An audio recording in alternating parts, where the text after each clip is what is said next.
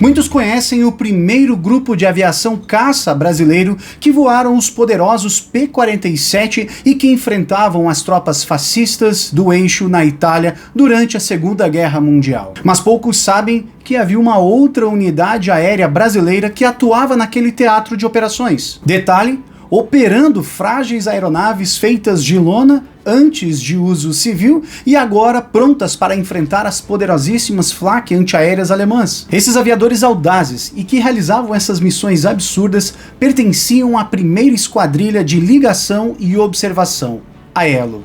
Neste vídeo você vai conhecer esta história.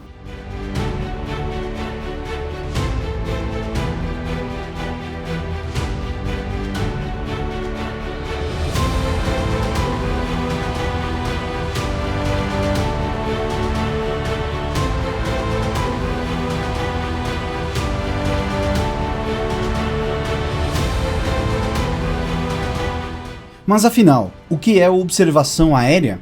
Essa missão arriscada, segundo um trabalho desenvolvido pela aluna Daniela Alves Ferreira para o Centro de Instrução de Aviação do Exército, tem por finalidade coletar informações estratégicas para apoiar as Forças Armadas em suas missões e operações. A partir dela, obtém-se dados sobre o inimigo e a região de operações, revelando pontos fracos do seu dispositivo.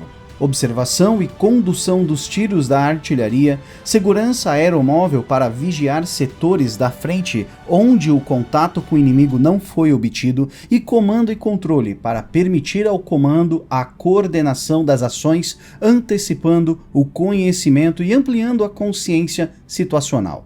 Esse tipo de missão começou a ser desempenhada no Brasil quase um século antes da sua atuação da ELO na Itália. Durante a Guerra do Paraguai, mais especificamente em 1867, as tropas imperiais brasileiras começaram a usar balões para observar a movimentação de tropas inimigas nas proximidades. No livro Os Balões de Observação na Guerra do Paraguai, do brigadeiro Nelson Freire Vanderlei, mais detalhes acerca do seu uso ficam claros. A geografia do Paraguai, com poucos acidentes geográficos e, em sua maior parte, feita de planícies, dificultava a observação das tropas hostis.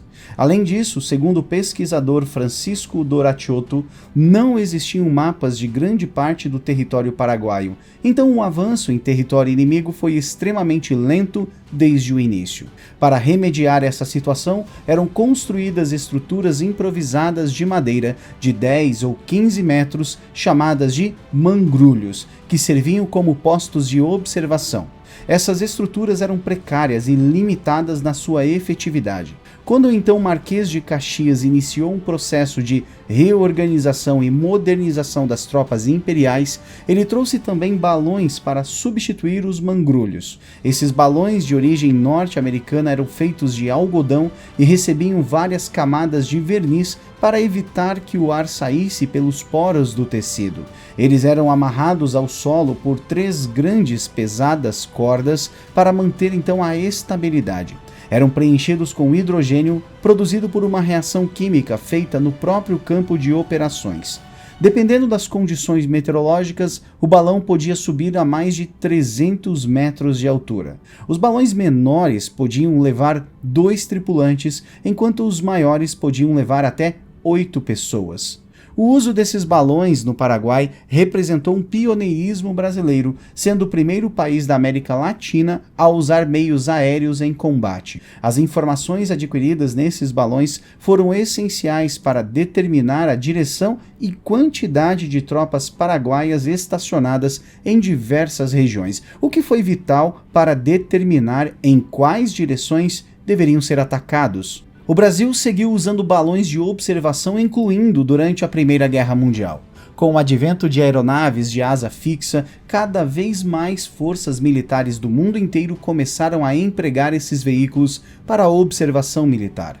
No Brasil não foi diferente, e assim chegamos a janeiro de 1941, quando o governo Vargas anunciou a criação do Ministério da Aeronáutica. Poucos meses depois foi criada então uma nova força militar dedicada exclusivamente ao emprego de aeronaves e defesa do espaço aéreo do país, a Força Aérea Brasileira.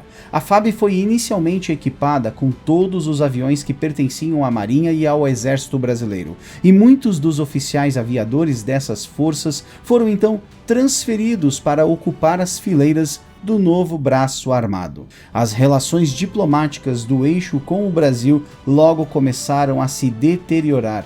O nosso país, que por consequência se aproximou cada vez mais dos Estados Unidos, logo declarou guerra à Alemanha e à Itália, em agosto de 1942.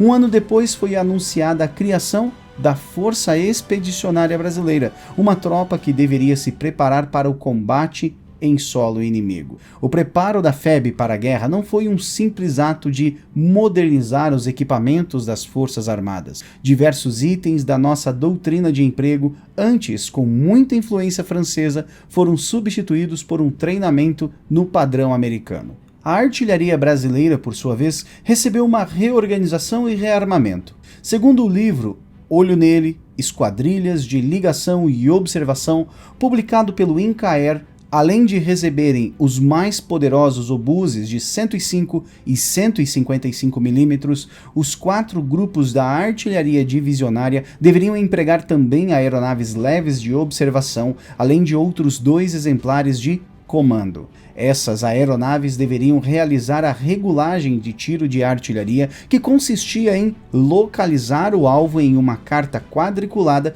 e passar as coordenadas por rádio para a câmara ou para a central de tiros das baterias, onde os obuses recebiam as informações de disparo. Esses aviões foram voados pela primeira Esquadrilha de Ligação e Observação, a ELO, criada em 20 de julho de 1944. Vocês, seguidores mais atentos, podem perceber que essa data foi no mesmo mês que o primeiro escalão da FEB embarcou para os combates na Itália. Segundo a brilhante obra Sentapua, do brigadeiro Rui Moreira Lima, uma lenda da aviação brasileira na Segunda Guerra Mundial, o efetivo da primeira ELO seguiu para a Itália em outubro do mesmo ano, junto com o terceiro efetivo da FEB, ou seja, em menos de 3 meses, os pilotos destacados para o ELO tiveram que se preparar para uma nova missão, se organizar e partir para o combate. O comando desse grupo de homens destemidos ficou a cargo do major aviador João Afonso Fabrício Belloc. No total, o efetivo da primeira ELO contava com 11 aviadores, 1 intendente, 8 sargentos mecânicos de avião, 2 sargentos mecânicos de rádio, 8 soldados auxiliares de manutenção e 10 aeronaves. No Brasil, os treinamentos foram feitos com o Fairchild PT-19 no campo dos Afonsos, utilizando ainda a doutrina francesa. O PT-19 é um avião de asa baixa e já era antigo na época. Isso fez com que, tecnicamente, os brasileiros tivessem que reaprender muita coisa e se adaptar às novas tecnologias em pleno combate no teatro de operações. A primeira ELO chegou na Itália em 6 de outubro de 1944, em Nápoles. Logo em seguida, seus membros foram transferidos para Livorno via marítima. Foi próximo dali, em San Justo, em Pisa, que a unidade recebeu então as suas máquinas de guerra, os Piper L4H Grasshopper. Diferente do que estamos habituados a ver nas histórias de combate da Segunda Guerra, essas aeronaves não contavam com poderosos motores ou armamentos pesados capazes de destruir quarteirões inteiros. Os Piper L4H eram versões militares do Piper J3, uma aeronave civil reconhecida pela simplicidade e por ser considerada acessível na época. Seu apelido de Grasshopper, ou gafanhoto em português, se originou pela facilidade da aeronave de decolar e pousar em pistas curtas ou mal preparadas como um inseto. Os brasileiros deram um apelido carinhoso de Teco-Teco para suas aeronaves. Os Piper L4 tinham uma estrutura de madeira e metal cobertas por lona. Seu trem de pouso era fixo, seus freios eram hidráulicos e não tinha flaps. Seu motor era um Continental 0173 de 3 cilindros que gerava 65 cavalos de potência. Não era muito, mas para uma estrutura tão leve e 2 passageiros dava conta do recado. O espaço interno era dividido entre o piloto da FAB e um observador que poderia ser um militar brasileiro ou estrangeiro. Já no dia 5 de novembro começaram então os voos de adaptação à aeronave no campo de San Rossore, que era um antigo hipódromo que foi convertido em uma pista de pouso improvisada. No mesmo dia foi também feita uma cerimônia de batismo das aeronaves que seriam empregadas pelo grupo. A história da primeira missão do grupo é contada em uma conversa entre o na época Tenente Elber de Melo Henriques, observador militar do Exército, e Rui Moreira Lima. Abre aspas. Pois é, Moreira Lima, já estava na Itália há vários dias inativo aguardando o pessoal da FAB. Um dia, impaciente com aquela situação, chamei o Adalberto Vilas Boas, então tenente observador do Exército Brasileiro, e nós fomos então ao QG do General Mascarenhas solicitar ao ponderado chefe permissão para voarmos o seu avião, com a finalidade de observarmos o inimigo. Seria o início, o kick-off de nossas operações. O velho nos respondeu com aquele seu não característico. E nem poderia ser outra a resposta do comandante, afinal de contas, guerra é coisa séria. Nós, com o entusiasmo de moços, não entendíamos assim na época. Ainda lembro a raiva que tivemos quando seu ajudante de ordens, numa tentativa de nos consolar, perguntou: "Para que vocês querem voar? Lá em cima a coisa é perigosa, fiquem em terra que é mais seguro." Com tais conselhos, o tiro saiu pela culatra. Deixamos o local mais desapontados ainda, mas não paramos por aí.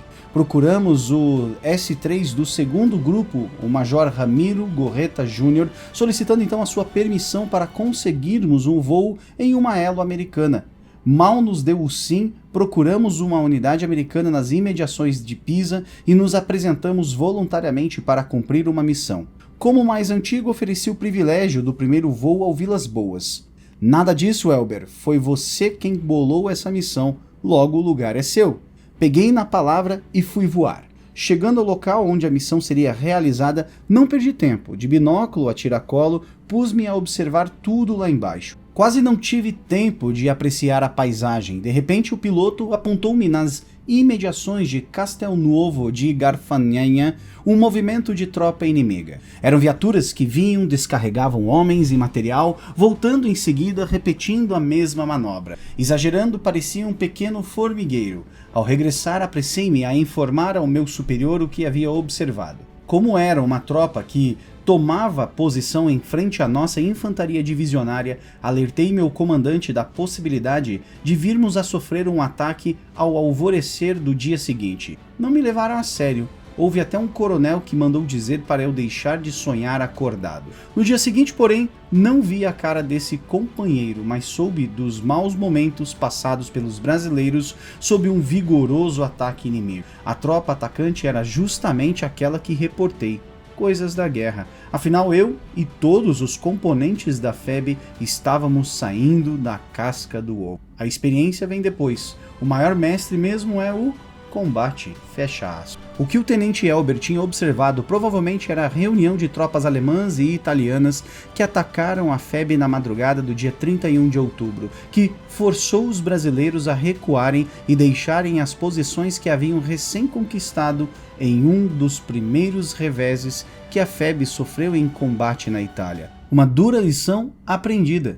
Após esse episódio, o primeiro Elo realizou sua primeira missão de guerra oficial no dia 12 de novembro de 1944, decolando de San Giorgio com o primeiro-tenente João Torres Leite Soares pilotando e com o primeiro-tenente Osvaldo de Mescolin como observador. As missões eram obviamente sempre feitas em duplas, piloto e observador, e inicialmente alguns dos pilotos eram praças. Para alguns isso poderia ser um pesadelo, já que o piloto, é o comandante da aeronave e dita as ordens durante o voo, mas logo ao seu lado estava uma figura de patente mais alta, que poderia ser de outra força ou até mesmo de outro país. Esse choque cultural foi visto em diversas forças operacionais pelo mundo, mas não no Elo. Segundo os relatos do brigadeiro Rui, nada aconteceu. Abre aspas. As equipagens no avião tinham um único objetivo: cumprir bem a missão. De parte a parte houve grandeza, e eles voaram juntos nessa situação até o dia em que o ministro Salgado Filho visitou a primeira elo na frente de combate. Belloc e Gutierrez pediram ao ministro que premiasse aqueles rapazes, promovendo-os a aspirantes aviadores. Foram promovidos no mesmo dia. O grande ministro os atendeu, demonstrando mais uma vez o bom senso e a natural liderança que exerceu enquanto comandou a FAB. Em cerimônia simples, declarou perante a tropa que os sargentos pilotos da primeira elo, a partir daquele momento, estavam promovidos a aspirantes a oficiais aviadores e pessoalmente substituiu em cada um a divisa de sargento pela estrela de aspirante. Fecha aspas. As missões que a Elo desempenhou eram extremamente perigosas. Primeiro pelo fato do L-4 ser uma aeronave sem blindagem ou proteção alguma. É claro, era ágil e pequena, então era difícil de acertá-la. Entretanto, um tiro na região onde estavam os ocupantes poderia ser fatal. Os alemães e italianos em solo sabiam da sua missão. Eles, da mesma forma, usaram aviões como o Fischler Fi-156 Storch, que realizava o reconhecimento e observação para a artilharia. Então, quando o pequeno Grasshopper aparecia nos céus, eles tinham duas opções. Eles poderiam se esconder e esperar o avião passar, torcendo para que ele não tivesse reportado sua posição para a linha de frente, trazendo consigo uma tempestade infernal de artilharia. Ou então eles poderiam atirar contra a minúscula aeronave, que poderia observar de onde os disparos estavam vindo e então chamar a tempestade infernal de artilharia na sua posição. Ironicamente, esses aviões desarmados de madeira, metal e lona eram alguns dos maiores pesadelos para as tropas em solo. A primeira elo decolou de locais em que era quase impossível utilizar outros aviões. Pistas com menos de 200 metros de comprimento e mal preparadas. Antes de se utilizar novas pistas, entretanto, o pessoal especializado do exército tinha que vasculhar a localidade em busca de minas ocultas ou explosivos não detonados. Durante a pesquisa realizada para este vídeo, foi possível constatar um dado interessante. Nas memórias do Brigadeiro Rui, ele menciona que uma missão do primeiro elo tinha, em média, 1 hora e 55 minutos de duração. Graças ao apoio do pesquisador Fernando Mauro Fonseca Chagas, referência nos estudos de história da FAB, é possível confirmar esses dados. O professor Mauro enviou todo o registro de voos do primeiro elo, em que estão anotados os tripulantes, data, horas de voo, horários de decolagem e pouso, número de aterrissagens e outros dados de cada missão feita. Gradativamente, com o passar do tempo em combate, as missões foram se alongando, com algumas sendo de mais de 3 horas de duração, reconhecendo áreas hostis em combate. A primeira esquadrilha de ligação e observação esteve presente nas principais operações da FEB durante a guerra, enviando informações para a artilharia e procurando alvo. Em Monte Castelo, Belvedere, Della Torratia, Montese, Monte Buffone, Montello, La Serra, sul de Colecchio, lá estavam os tecutecos de olho em tudo o que ocorria no solo. Quando o esquadrão chegou em solo italiano, seu efetivo começou a usar como símbolo um gafanhoto, que era a marca que as equipes americanas que voavam o Piper L-4 utilizavam. O capitão Belloc, entretanto, decidiu que não deveria usar emblemas de outras forças, solicitando ao capitão Fortunato Câmara de Oliveira, aviador do primeiro grupo de caça, que desenhasse um novo emblema para o elo. Um detalhe, foi também o capitão Fortunato que desenhou o lendário emblema do Centapua. Após um tempo, foi apresentado então um novo símbolo do elo. Nele, um oficial cavalgando um canhão alado, carregando um binóculo, olhando para baixo, ao fundo um céu azul com poucas nuvens. O oficial representava o piloto, o binóculo, o observador. O canhão representava a artilharia que tanto apoiaram, enquanto as asas homenageavam a FAB. As nuvens brancas indicavam a busca da paz e o azul a imensidão do céu. Um lema que a jovem equipe do elo bradava constantemente era olho nele, que também estava presente na parte de baixo do emblema. As ações do Elo receberam diversos elogios, tanto de oficiais da FEB quanto de tropas inglesas e americanas que receberam informações dos seus voos. Pela grande maestria dos pilotos e também das equipes de solo, nenhuma aeronave da primeira Elo foi abatida, mas nem tudo eram flores. Como é possível observar em relatos, os Piper L4 sofriam com a formação de gelo no cone do difusor do carburador enquanto voavam em altitude. Essa formação de gelo fez com que, em alguns casos, o motor das aeronaves parasse subitamente, o que forçava o piloto a começar um planeio e diminuir a sua altitude, procurando um ar mais quente. Depois de um tempo, o gelo era dissolvido e o motor podia ser reativado. Mas momentos como esse deixavam a aeronave muito vulnerável, já que ela se aproximava do solo e estava em baixa velocidade. Esse problema era tão sério que o próprio capitão Belloc escreveu um ofício ao general Cordeiro de Farias descrevendo a falha na aeronave. Aviadores de caça também participaram de missões do Elo como experiência. O tenente Alberto Martins Torres, por exemplo, declarou o seguinte, abre aspas, "Não é sopa a gente voar solitário sobre o inimigo, correndo o risco de ser atingido por sua artilharia. Fiz apenas uma missão e olhe lá." Fecha aspas. Um outro destaque da Elo foi quando o tenente Elber de Mello Henriques participou dos esforços de resgate do aspirante canário do Sentapua. No dia 15 de fevereiro de 1945, sua aeronave foi atingida e ele foi obrigado a saltar do seu avião. Por sorte, ele acabou aterrando justamente no setor onde a FEB operava e foi o tenente Elber que enviou as coordenadas para a FEB ir resgatá-lo. Do céu, viu o jovem aspirante caçador começar a correr quando viu as tropas da FEB chegando, pensando que eram alemães. Após uma cômica perseguição em que ele só parou de fugir dos seus próprios aliados após ser xingado pelos pracinhas, o aspirante canário foi enviado de volta para sua base para se recuperar. O famoso correspondente de guerra, Rubem Braga, também fez uma missão com o Elo. Após um voo de reconhecimento, ele escreveu um artigo que foi publicado no Diário Carioca, que concluiu da seguinte maneira, abre aspas, "Obscuro e quase esquecido do noticiário dos rádios e dos jornais do mundo, longe dos feitos sensacionais e das proezas dramáticas, o pobre Teco-Teco, na sua vida modesta e rotineira, é, ele também, um instrumento de morte do nazista,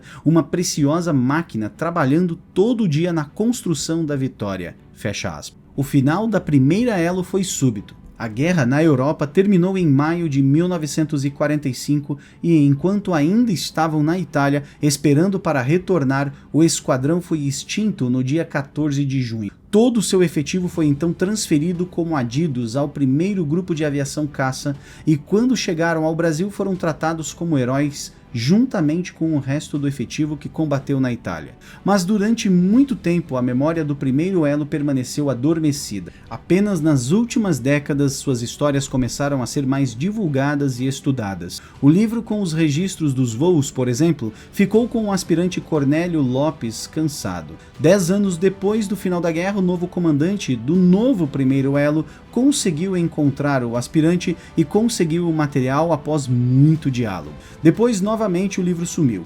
Ele foi encontrado apenas em 1977 no Museu da Escola de Aeronáutica em Pirassununga, graças aos esforços do museólogo João Maria Monteiro. E hoje temos versões digitalizadas que nos ajudam a preservar a história do Elo. Atualmente, a missão de observação continua existindo. O emprego de aeronaves mais avançadas, como os R-99 e E-99 da FAB, permitem varrer uma enorme área em busca de ameaças aéreas ou terrestres. Na guerra da Ucrânia, vemos o emprego de drones para a correção dos disparos de artilharia e reconhecimento do território inimigo. A missão continua, mas os meios mudaram. E essa foi uma breve explicação que tenta homenagear de uma maneira singela todos aqueles da primeira esquadrilha de ligação e observação da FAB na Segunda Guerra Mundial. Uma equipe de homens destemidos que operou por mais de 2.300 horas em 1956 voos registrados em 684 missões de guerra, com 184 dias operacionais desde a sua chegada na Itália. O fim da primeira Elo, entretanto, não foi o fim da história do Piper L4 no Brasil. Na verdade, é possível ver literalmente os seus impactos na aviação hoje em dia.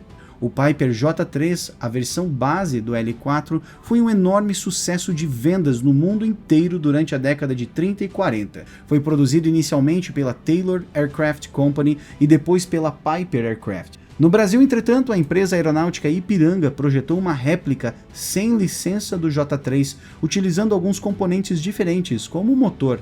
Essa réplica ficou conhecida no Brasil como Cap-4 Paulistinha. Em 1956, a indústria aeronáutica Neiva adquiriu os direitos de fabricação da aeronave, atualizando alguns componentes e mudando sua denominação para P-56. Essa mesma aeronave ainda é presente em dezenas de aeroclubes pelo país e ajuda a formar os novos aviadores em solo brasileiro. Os netos dos Teco-Teco continuam fazendo história.